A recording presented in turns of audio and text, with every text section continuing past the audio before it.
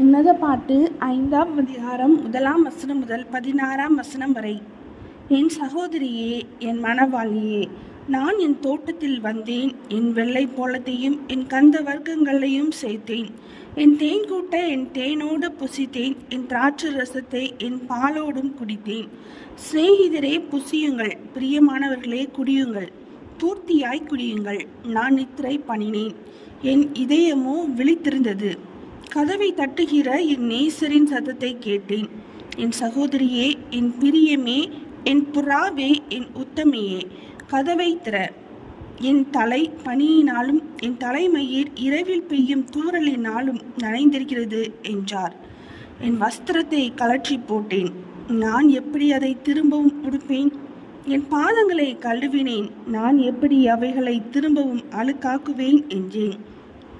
என் நேசர் தமது கையை கதவு துவாரத்தின் வழியாய் நீட்டினார். அப்பொழுது என் உள்ளம் அவர் நிமித்தம் பொங்கினது. என் நேசருக்கு கதவை திறக்க நான் எழுந்தேன். பூட்டின கைப்பிடிகள் மேல் என் கைகளிலிருந்து வெள்ளை போலமும் என் விரல்களிலிருந்து வாசனையுள்ள வெள்ளை போலமும் வடிந்தது. என் நேசருக்கு கதவை திறந்தேன்.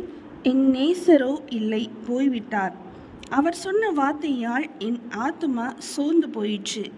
அவரை தேடினேன், அவரை காணவில்லை. அவரை கூப்பிட்டேன், அவர் எனக்கு மறு உத்தரவு கொடுக்கவில்லை. நகரத்தில் திரிகிற காவலாளர் என்னை கண்டு என்னை அடித்து என்னை காயப்படுத்தினார்கள். அலங்கத்தின் காவற்காரர் என் மேல் இருந்த என் போர்வையை எடுத்து கொண்டார்கள்.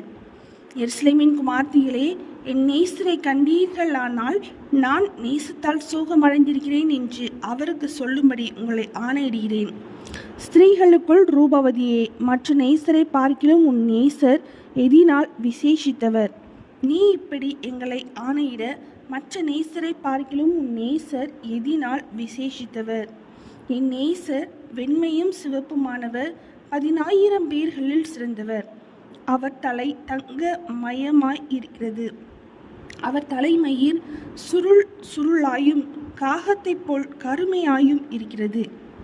அவருடைய கண்கள் தண்ணீர் நிறைந்த நதிகளின் ஓரமாய் தங்கும் புறா கண்களுக்கு ஒப்பானவைகளும் பாலில் கழுவப்பட்டவைகளும் நேர்த்தியாய் பதிக்கப்பட்டவைகளுமாய் இருக்கிறது.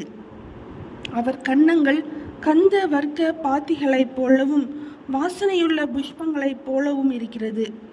அவர் உதடுகள் லீலி புஷ்பங்களை போன்றது. வாசனையுள்ள வெள்ளை போலம் அதிலிருந்து வடிகிறது.